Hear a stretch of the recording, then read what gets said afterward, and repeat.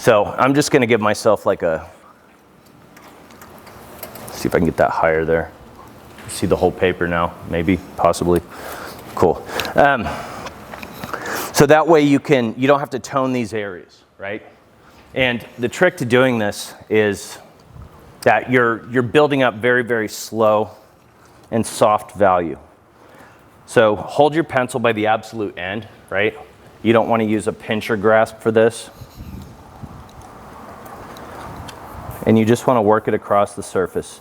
And when I do this, I am paying close attention to where my marks are landing. And if I see any blanks in those marks, then I go back and I try to fill that in just a little bit. I don't want you to go too fast. If you go too fast, you're not going to be able to use your eraser as a marking device, which is functionally what this sketchbook assignment is about. It's about shading, and it's about pulling highlights and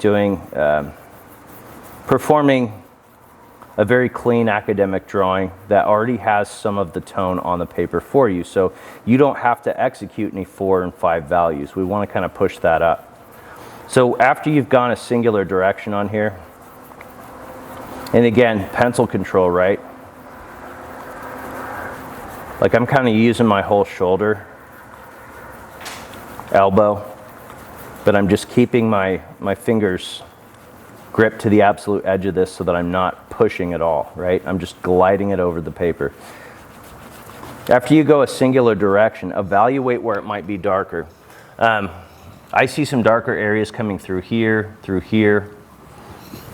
and as such, I'm going to go in and try to fill in those spots where maybe I have lighter areas next to that. But I don't want to build it up everywhere. So this is kind of like taking the value scale that we did with graphite, and we're applying it over the whole sheet.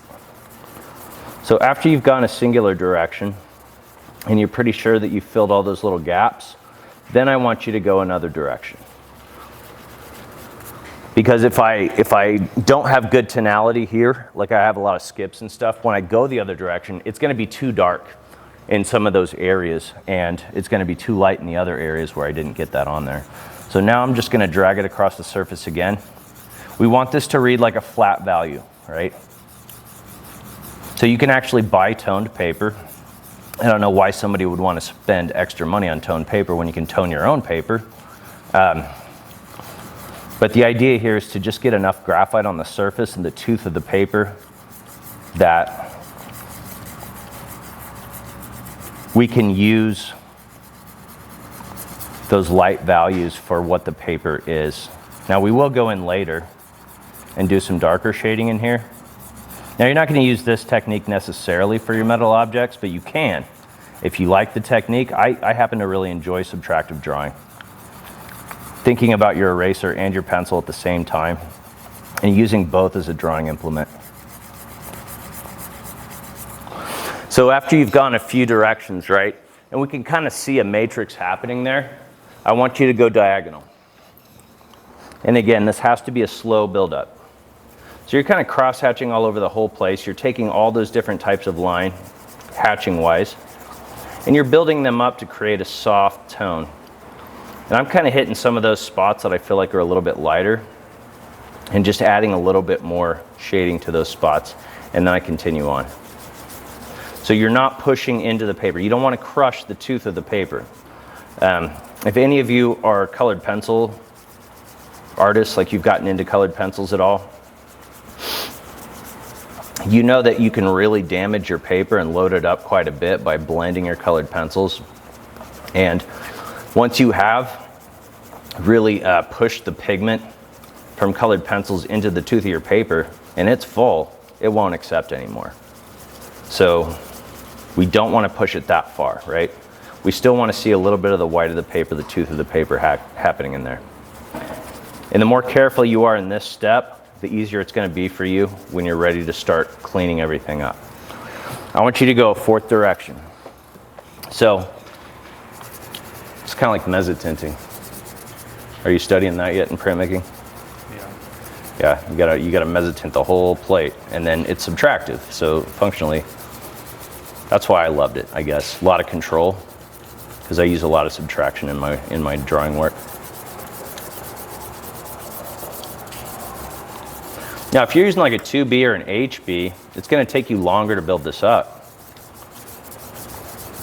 But if you're a heavy-handed person, like some of you are, definitely, I've looked in your sketchbooks and I'm like, okay, let's lighten up a bit. That you want to use those lighter pencils and build up slower. But if you've got a good touch, use a darker pencil to get faster.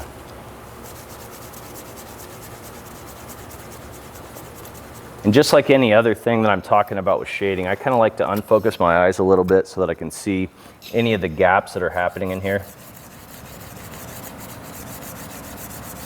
So I'm going to come back across it this way because I don't want to see that matrix of lines so much, right? I want to get a good amount on here.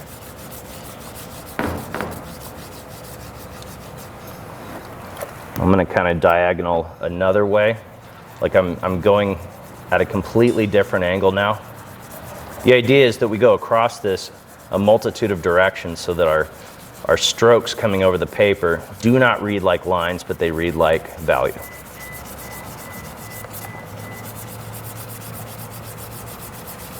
I'm gonna have to probably turn the light on so that I can really evaluate this. I'm gonna come across this another oblique angle here. So now I'm hitting it 6 directions.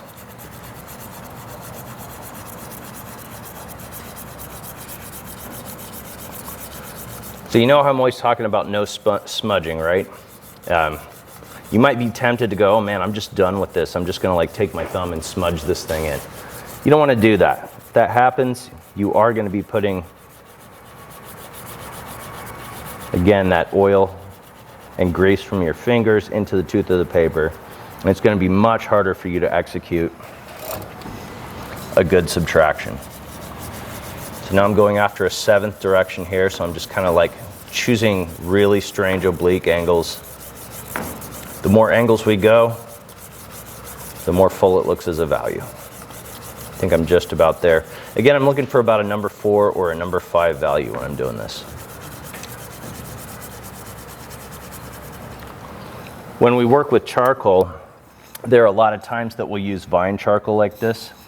Like if we want to intimate an area that we see in our composition that has a lot of light values and then a lot of highlights within that, instead of trying to get our vine charcoal to go around all the highlights, it's just easier to work vine charcoal all over the surface and then subtract, because we want that value to be the same, unless that's not what we see. Okay. I'm gonna turn the lights on so that I can evaluate my my toned paper.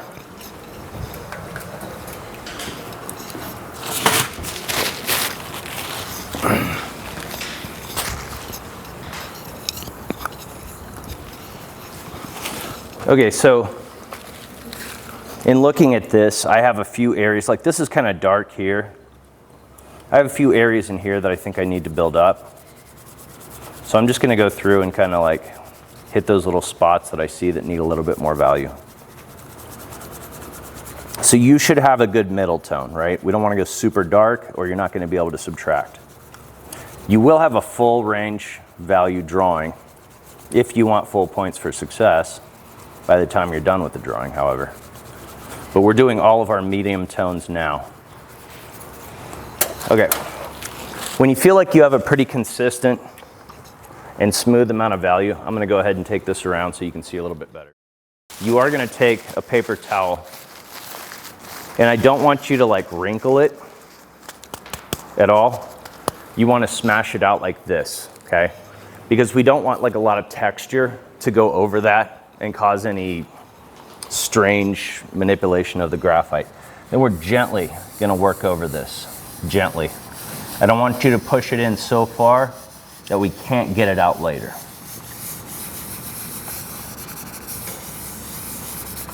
So you should be working some of the available graphite into more of the tooth of the paper, and that's really going to make it look a lot more consistent.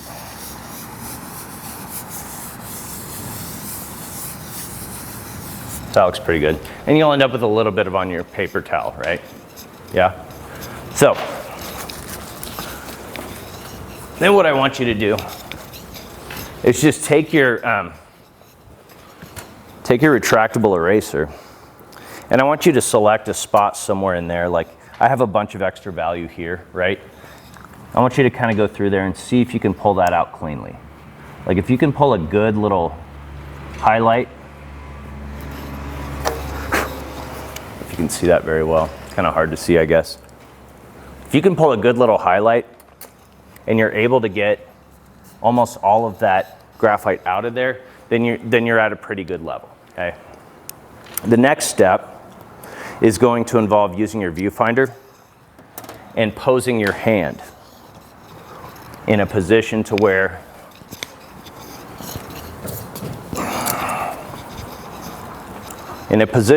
you can kind of hold it like you're waiting tables kind of thing, right? Like, you know, this would be, I don't know, kind of like your server thing or whatever. And you just want to like hold your hand on there, and then you're going to trace your fingertips, right, on here. That's going to help you to decide where those lightest highlights are going to go, right? So I'm going to give a demonstration that's a little bit more thorough with this, because it's going to be hard for you to see what I'm doing here, and plus I need to be able to like see what I'm doing so that I can draw. Standing up's not going to be very conducive to that. So you want to go ahead and get this stuff nice and clean, nice and smooth. While you're doing that, I'm going to show some examples. Let's see if I have them in here somewhere. Yep. I'm going to show some examples here of some metal object drawings. Can you guys see that okay? Yeah, maybe? No? Yeah. Set up some things like a still life kind of concept. Again, I want you to use the about 80% of the space on this. And a couple of things that I'm pointing out that I want you to pay close attention to the violent contrast areas. Like on a spoon here, where you have some reflection, you'll have some darker values that kind of like show that volume of the spoon and how it dips in. You're also going to have these like highlights, because the metal's going to like, it's going to reflect a lot of light and absorb it and move it around. If you do something smaller, like, you know, these fingernail clippers, you might want to draw them a lot larger, right? I guess it's not very easy for you to see that way. Meow, meow. Let's get it that way. Yeah, that looks more. And again, you're looking at some of these spots here where you have that contrast. And it's a good technique for you to do this tonality thing. Like if you got a whole bunch of tonality in here first and then use your eraser to pull out highlights there, that could be a much easier thing for you to pull off. Don't go for rusty metal objects. I want like shiny, okay? Like stainless steel works great. Brass. Things that are gonna have a nice sheen and highlight to them. And I want you to be as objective as possible with these things, right? So the way that I like to start with these is I'll set it up, I'll create a couple of gesture drawings to get a good feel for like the shape and the form and everything. Then I'll really start to evaluate my values that are happening in there. Tools work really well if they're newer. Of course, if you want to work from reference, if you have something that, you know, has, you know, some kind of an image that has those qualities of metal, I'm cool with that. Another fingernail clipper here, maybe not quite as good. So jacks are really small, but the reason this is a good drawing is because this guy drew them nice and big, okay? Filled the space, right?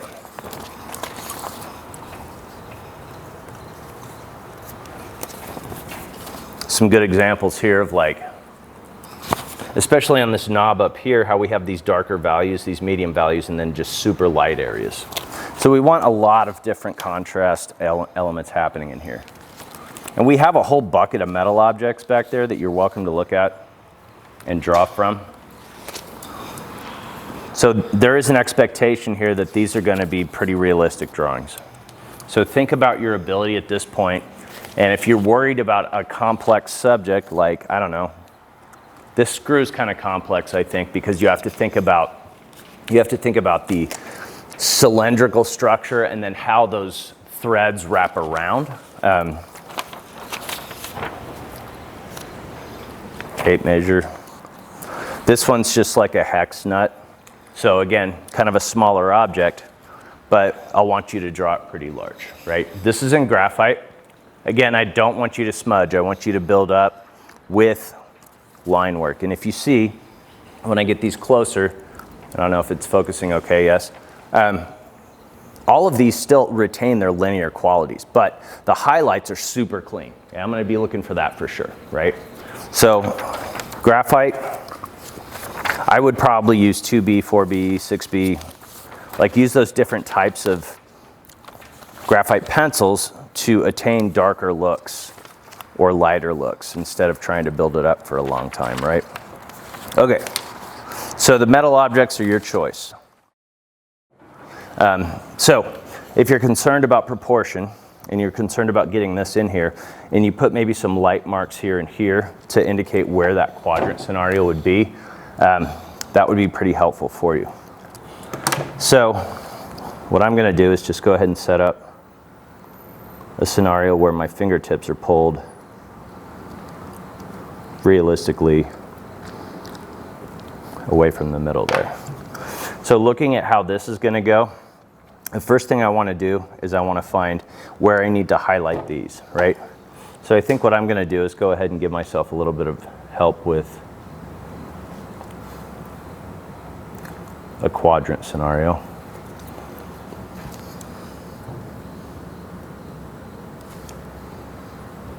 But I'm not going to bring it all the way through because I don't want to have to like clean that up later. So this fingertip here looks like it's roughly in this spot. So I'm just going to go ahead and pull a highlight there.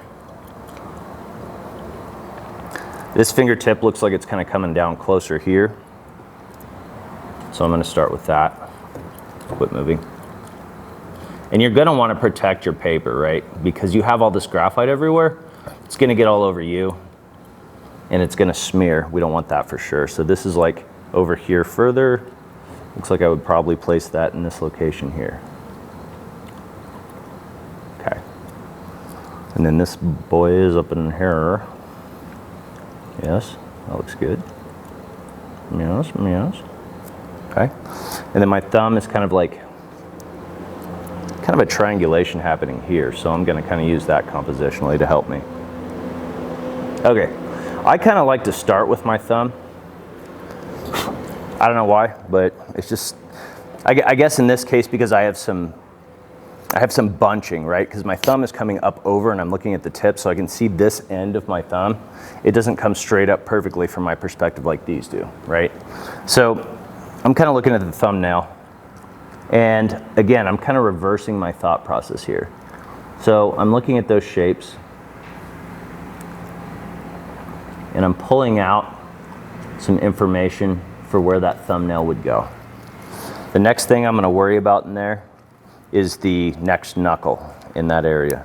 I don't want to erase the whole thing out. I just want to get my highlights in those areas. Some people get really challenged with this and they have a hard time understanding, okay, how far away is this, right? So if you need to do this, you can outline right on here to help you with that so that you have a good shape that can show you where you're going to need to pull those highlights out. So I'm kind of indicating my thumb knuckle here, going back down just a little bit. And this is a foreshortening exercise too. I mean, it's something that's going to help you on many levels. I'm going to kind of get that little knuckle back there. I can start to see now where I would create some of the outline of my hand as well. So I want to leave the background this kind of darker color, or rather value for now, until I have a chance to deepen it later. So now I'm going to go after this finger. And I see that I'm having somewhat of a difficult time with the shapes on there because that foreshortening is happening. So I'm going to trace the outside of it, and then to help me, I'm going to trace where I see the wrinkle. So like this wrinkle here, right? And then there's another wrinkle, those kind of things. So this foreshortening, it warps and changes the perception of our hand. So that's going to help me understand how that's going to segment, right? So I'll probably come down here just a little bit. Try to get about the same amount of space pulling out of there. I advise you to sharpen your eraser as you're going along with this, because you'll want to get in there and get small little details erased out. What I'm trying to do is get the stuff in between my fingers erased, not the cracks. I want to leave the cracks this value of paper. And then later I'll go back in and I'll actually deepen that by shading darker to create a more realistic look. So now I'm going to follow some of the other aspects of my connection from index to middle finger. I have like a little spot happening in here, but it's quite a bit closer to the thumb in this location, so I'm just going to pull a little bit out. Okay. You'll also find that this is kind of like a taxing thing to do because you got to hold your hand like this, right? Kind of have to do ambidextrous type stuff. Sometimes it helps me to close one eye to flatten space when I'm doing that. So it's helpful for you to get this done quickly. Anybody get their viewfinder drawings done from last week? Possibly. Some, yes, maybe. That's another thing we're going to go over this week is portfolio checks and the stuff that you need to have in there. I see that I'm angling this too, and it's really helpful for me to put it back in the right perspective by looking at where my fingers should be.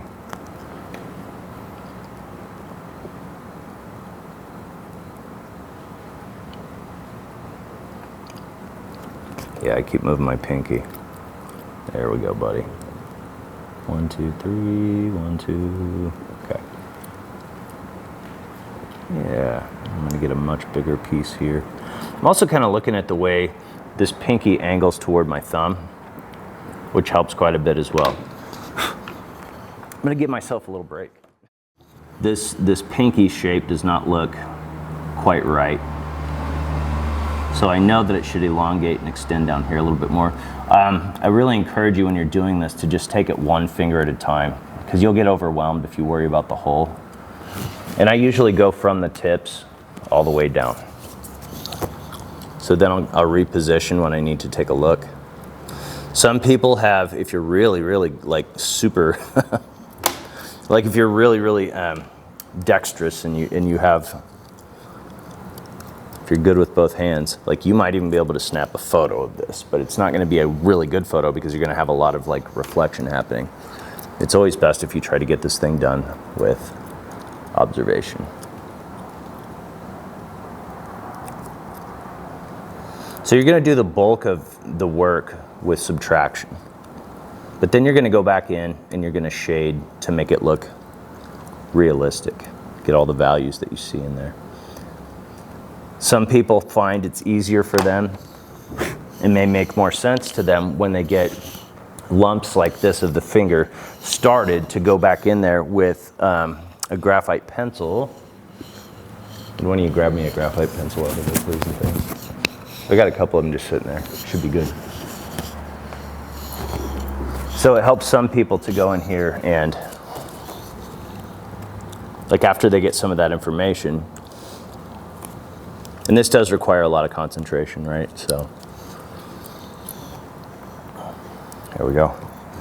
Like I'm having a hard time with this area just because it's like an intensely foreshortened area. So I feel like I need to get in there and do some shading to kind of determine where those darker spots are going to be.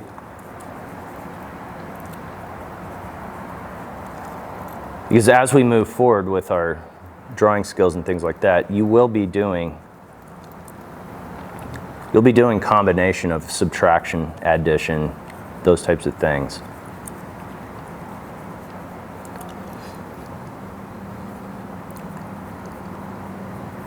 And again, when you're shading here, I want you to build it up slowly.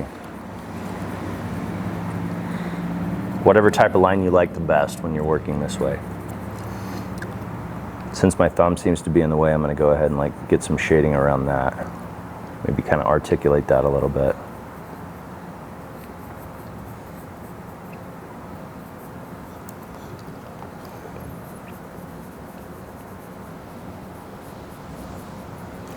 So this is going to require a good deal of touch, right?